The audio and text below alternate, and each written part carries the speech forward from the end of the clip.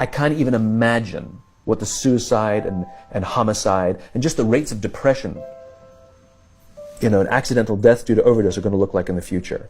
It's going to reach epidemic proportions. It's already, the statistics are already alarming, and yet nobody's sounding any alarm bells. Parents have to intervene. We have to stop giving our kids free access to social media and phones at young ages. They are not ready for it. Their minds cannot cope with the dopamine.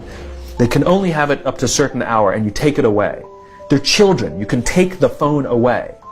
We've got to intervene as parents. But as companies, we now have to deal with the influx of kids that are coming into our companies with addiction. Watch, I see it all the time. Walk through any office.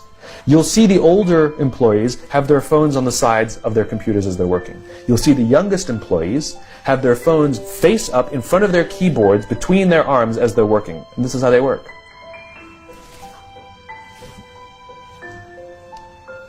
And the science is alarming. They did experiments on mice where they did the multitasking. They put flashing lights to mimic going from the computer to the cell phone, the computer to the cell phone to the TV.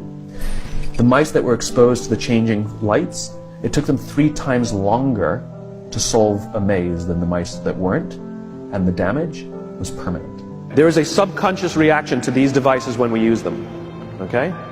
What if I were to hold my phone while I'm talking to you? I'm not checking it, it's not buzzing, it's not beeping, I'm not even nothing, I'm just holding it. Do you feel at this moment that you are the most important thing to me right now?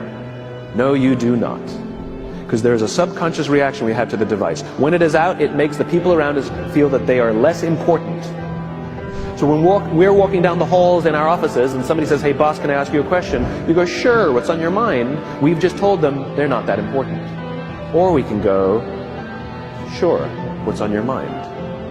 And if you don't have a pocket, find a shelf, put it on the shelf, come back and say, sure, what's on your mind? When we show up to a meeting, or a lunch, or a dinner, with our colleagues, our clients, or our friends, or our families, and we put the phone on the table, we have announced to everyone in the room that they are not that important to us. And by the way, putting the phone upside down is not more polite.